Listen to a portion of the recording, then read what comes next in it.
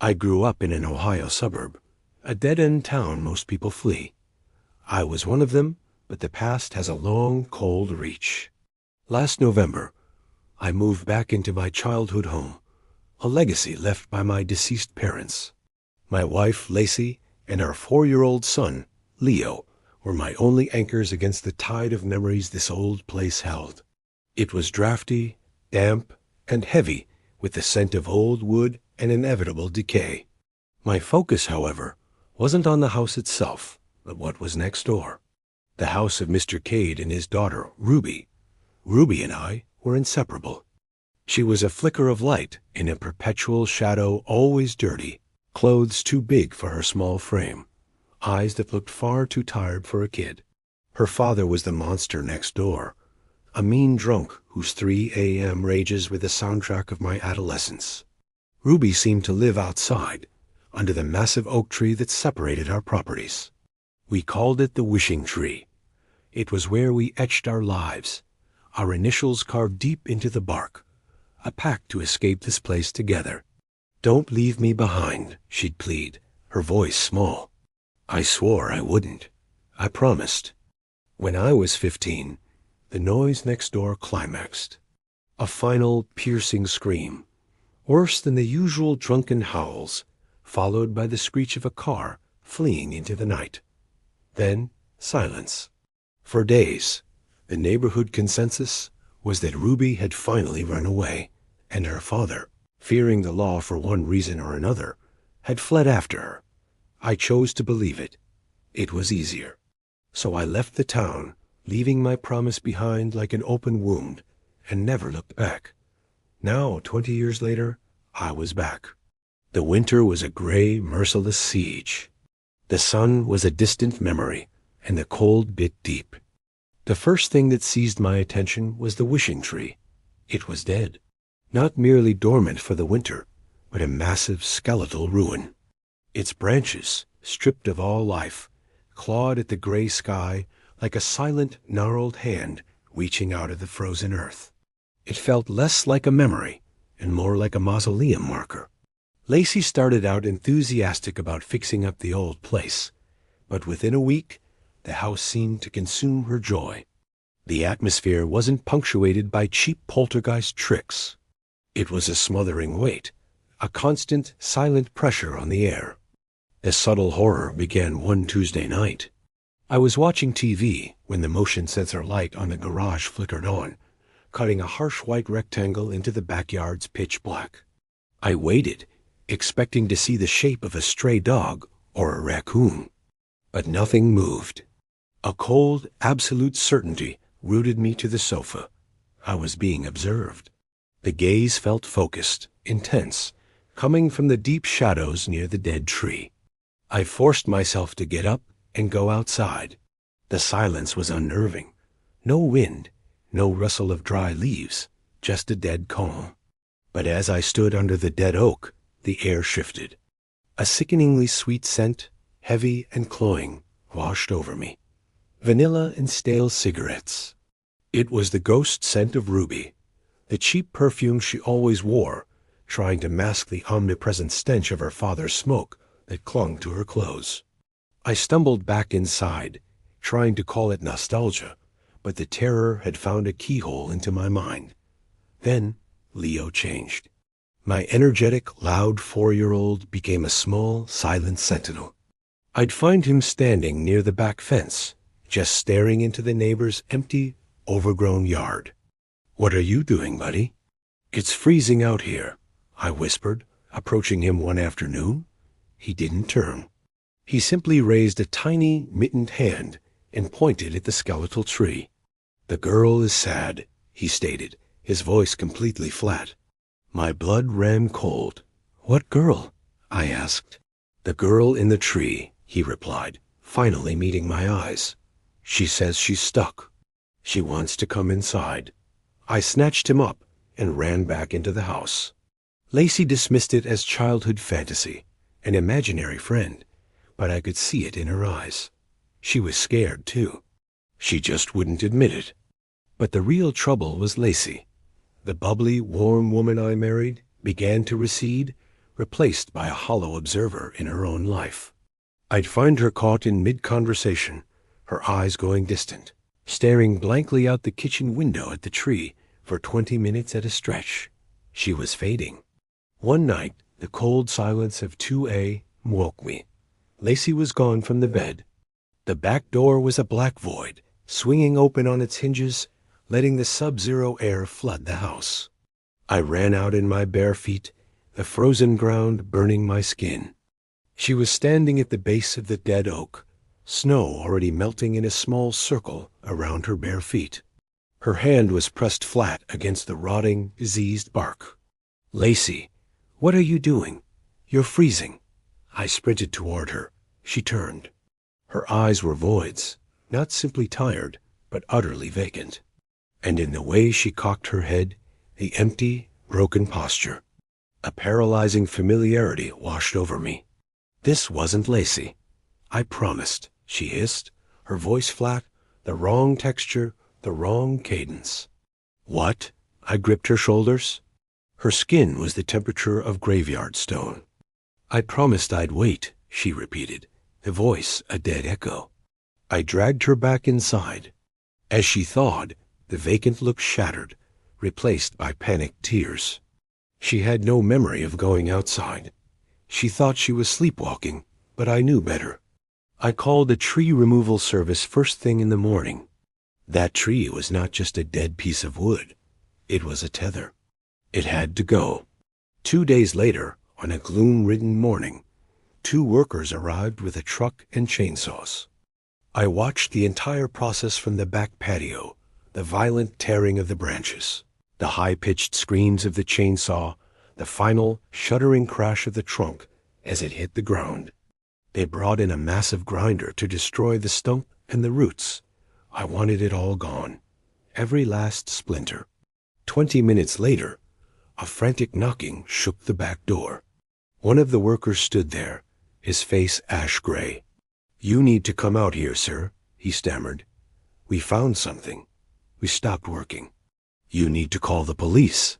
I walked into the muddy, churned earth where the tree had stood for a century. The grinder had exposed the deepest, thickest roots. Tangled within them, wrapped in the disintegrating remains of a blue plastic tarp, were small, pale bones. The house was sealed off. The police dug up the yard. I huddled in a cheap hotel with my family, the terrible certainty forming a solid, heavy lump in my gut.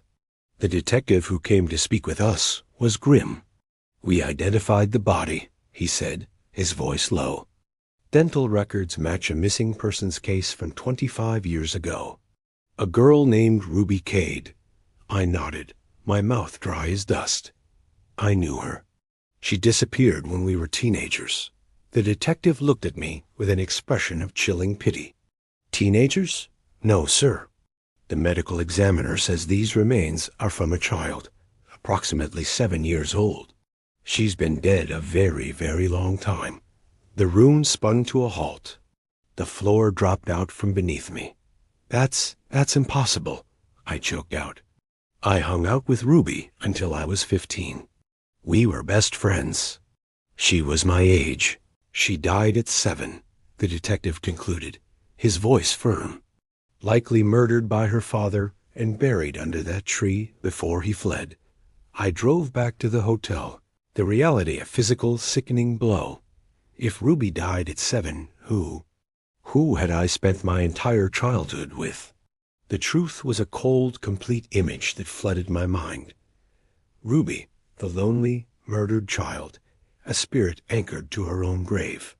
She had never been to school because she was dead.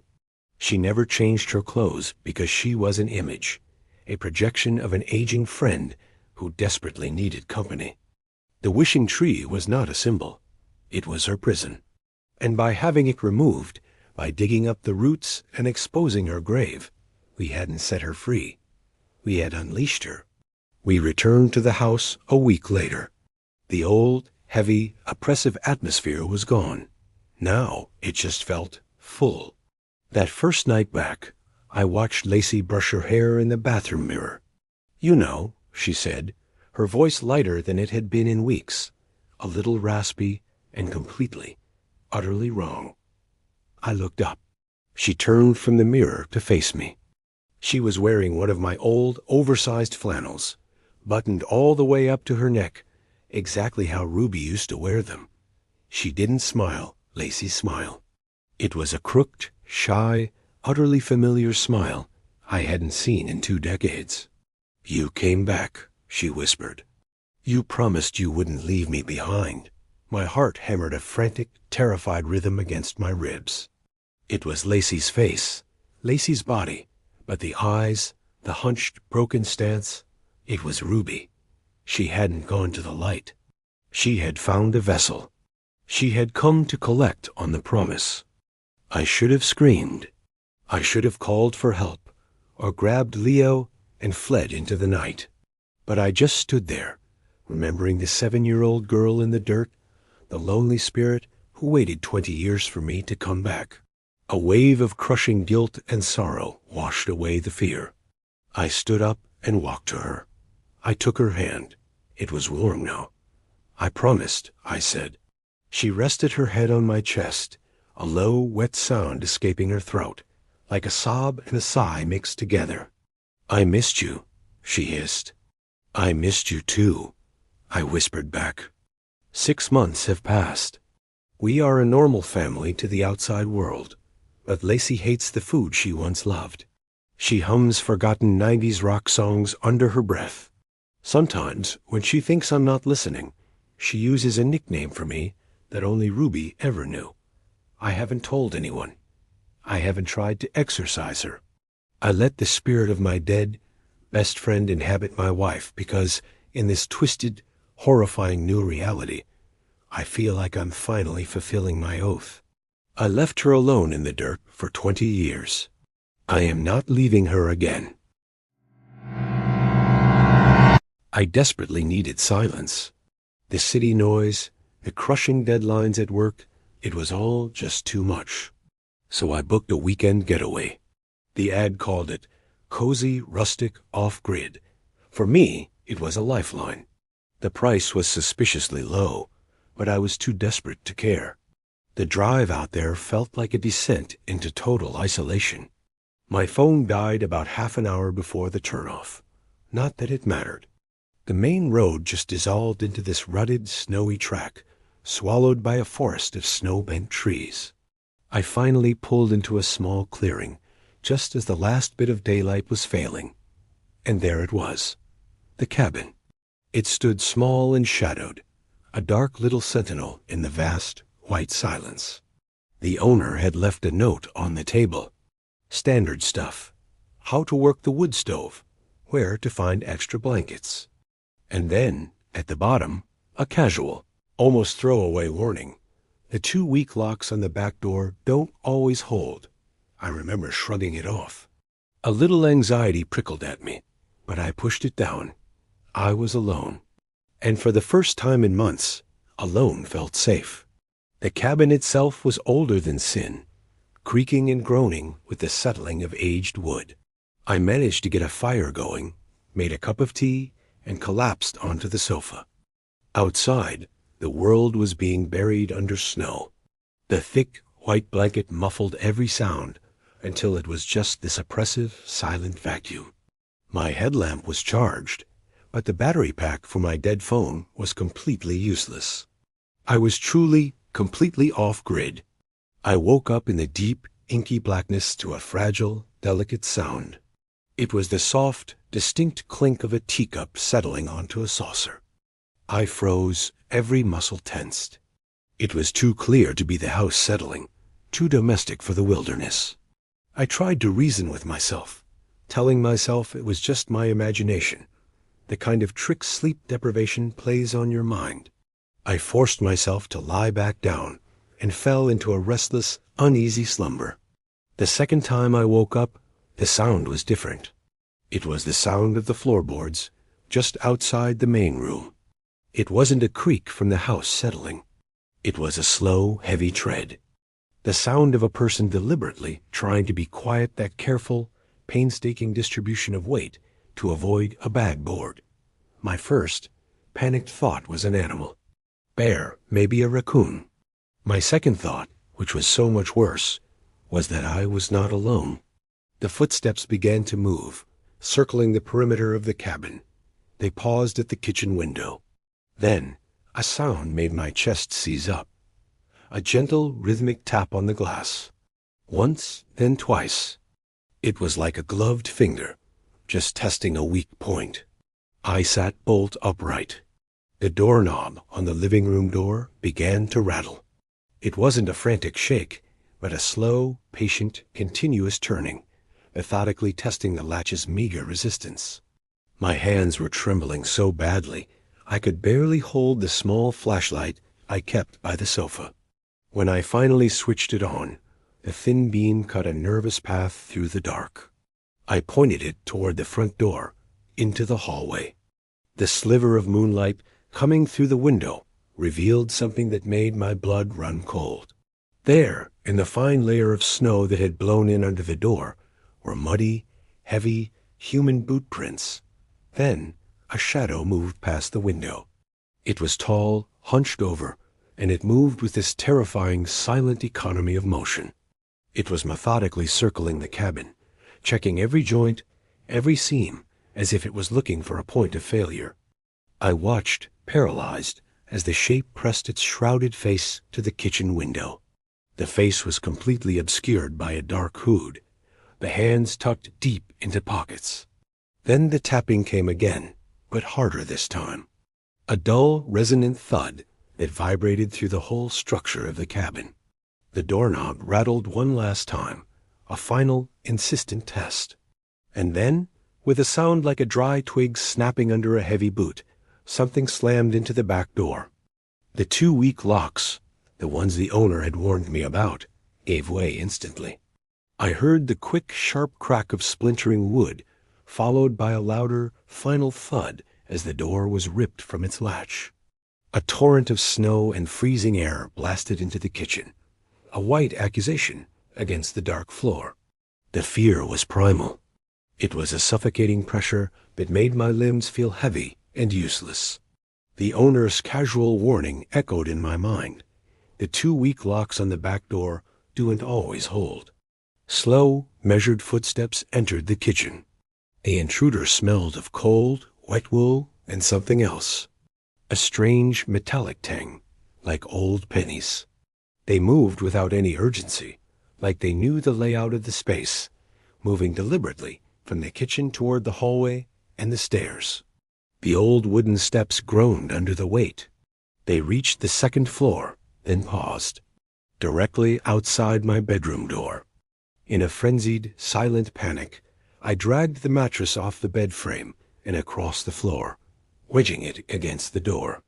The sound of my own frantic, ragged breathing seemed deafening in the silence. I shoved the heavy wooden trunk against it, to a useless, pathetic little barricade against whatever was out there. The silence that followed was worse than any sound. I heard the soft scrape of a glove against the wood of the hallway banister. The figure was pacing, thinking. Then a long, absolute pause.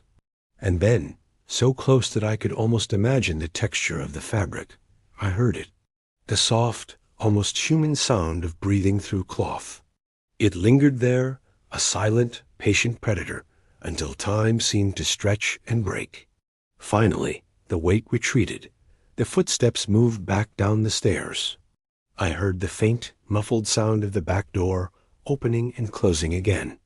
The snow hissed as it settled onto the kitchen floor. I didn't move. I waited until the pale blue light of dawn bled through the curtains. When I finally found the courage to look, the kitchen was a tableau of violation. Snow lay in a messy drift from the open doorway. The lock was shattered, the door frame cracked. Large, deep footprints led away from the cabin and into the trees. But it was a detail on the threshold that made my mouth go dry. A long, thin, dark smear cutting across the white snow. It wasn't oil, and it wasn't mud. It was dried blood, a small, undeniable line of it. I didn't pack. I fled. I grabbed my coat and bolted, leaving the fire burning and the mess untouched. I didn't dare look back. Days later, safe in a noisy city coffee shop, I got a text from the owner. He mentioned there had been a few break-ins, people looking for warmth or trying to siphon gas. He was apologetic. I never learned who the hooded man was. I have no answers. But the incident sits in the back of my mind, a cold, unanswered question that haunts my quiet moments. Now I wake up every few hours, listening for the slow, heavy footsteps. I check the locks on my door 3 times before I can even think about sleeping. The lesson I took from that cabin wasn't about deadbolts or keys. It was about how quickly ordinary things, a cozy cabin, a silent night, can become a deadly trap when you are alone and something decides to find you. I don't know what the hooded figure wanted. I only know that the quiet of the snow has been permanently replaced by the memory of a sound.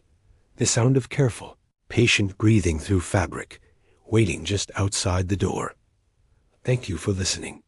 If you enjoyed this story, please like and subscribe for more. Stay safe out there